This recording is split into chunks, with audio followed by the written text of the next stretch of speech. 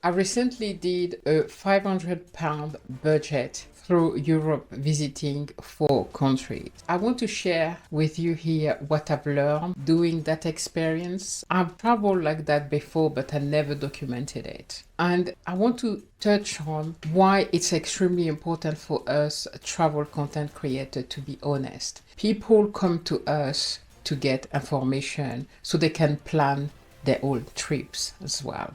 When I started that series, it was really to show some of you out there, you who are commenting on my lives and on my videos and who are thinking that traveling is very expensive and not something that you can afford doing. I wanted to show you by doing that series that it is completely possible to travel on a low budget in Europe. Imagine if you're traveling on a low season, and I was traveling in August, which is the highest of the season during the holiday time. So it is possible.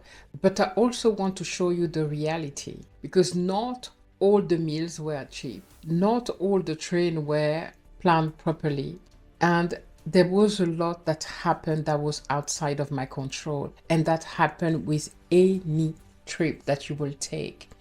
You just have to be prepared for the fact that things that will be out of your control will happen.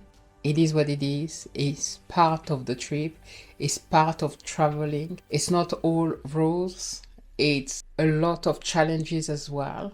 And mainly when you travel on the shoestring budget. But if you go with the right mindset to be open, flexible, you'll have a better experience. This is why telling you the truth on what happened, it's extremely important, so you don't see traveling like a lot of content creator will show you beautiful beach, etc., and you never know what really happened for real.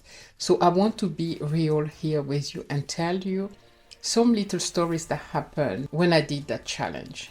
Like everything in life, travel is not perfect. It's full of crazy stuff happening, right? Some of the things that happened when I was traveling on that £500 budget, sometimes you have to react and adapt at the last minute. I was doing a house sit for the first 2.5 weeks, but the family came back earlier than expected, 2 days before. But as an introvert, and when I do house sit, I'm not intending to be there with the host. So because they came 2 days early, I had done my shopping for that week, and I bought more food because I thought I had 2 more days. Not only that, I had to find a plan B and travel to a friend. Luckily, I had a friend nearby that I hadn't seen for a long time, so I took advantage of that and went to see that friend. The family didn't kick me at all out of the house. They told me that I could stay there with them. You may plan one way and things happen completely differently and even better than you planned them. Every mistake is a teaching moment when you travel. It taught me and confirmed for me that being fit when you travel, it allows you to have a better experience and not limit your experience. It allows you to have free activities like walking tour and not have to take a tour bus. Street food are cheap, staying at hostels are cheap versus staying in a hotel and sometimes even an Airbnb. But it also teaches you that you have to balance things, because sometimes Airbnb can be cheaper than a hostel. And I love hostels because you learn so much from other travelers. That's the best thing about hostels. There's a lot of things that I wouldn't have known when I was traveling to South Africa, Namibia, Zambia. I wouldn't even have been able to do that trip if it was not for the friend I met. Wrong ticket date were bought, and I had to sleep at 3 different airports during that trip. What he taught me is that first, triple check your booking, know what counts and what is part of your budget and what's part of the extra, and allow flexibility in your budget because things happen. I had to go to the pharmacy That was not planned. Traveling is not a fairy tale like many will want to tell you and show you, okay? It comes with so many challenges. I don't know how many times I got lost when I traveled. I arrived in Gambia and I didn't have money to my taxi or pay nothing because I didn't realize that from Senegal to Gambia, although it's a small country within Senegal, they didn't have the same currency. And so I didn't have any money that they would accept in the country because I didn't do my homework. Mistakes happens. So I want to share those with you because I'm hoping that by sharing them with you, I may avoid you making the same mistakes and at least double checking before committing to something and being more flexible. Set realistic expectation. A £500 budget in Europe, it's 100% doable, but it depends on the type of traveler that you are. I'm a backpacker. I can rough it up. I can be uncomfortable because I will be okay to trade my comfort against being able to travel longer. That's what I can do. It's the type of traveler that I am. You don't have to be that traveler.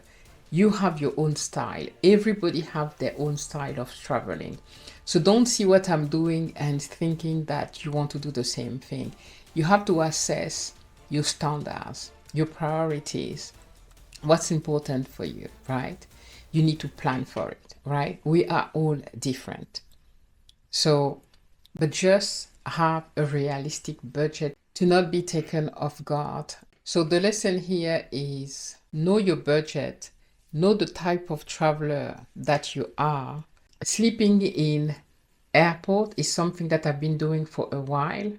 It's okay. Sometimes some airport will have a nice place where you can lay down. Sometimes you just have to sit all night and working on your computer, editing videos. That's what I was doing. You know that on your next destination, you will have a bed where you can rest or you can rest in the plane too. Flexibility is key. You have to be flexible when you travel. Otherwise, you will not have a good experience because things happen. The airport is the most stressful thing for me. You never know what would happen. Those airlines today sell you long haul flights with just a backpack, like a day bag. You have a limit of how much you can put there. And that's often a stress because you don't know if they're going to hold you back, ask you to pay humongous amount of money to be able to check the bag because it's too big. I booked the wrong date once again. And I had to buy another ticket for £40. So I lost my ticket and they wouldn't reimburse it because it was non-exchangeable ticket. So this challenge was not difficult at all, but it taught me something very valuable, more than the budget, to value experiences. If you want to follow me more and want to see my real life budget, don't forget to watch the full playlist on my £500 budget through Europe for 1 month. Subscribe for more travel videos and more honest travel stories.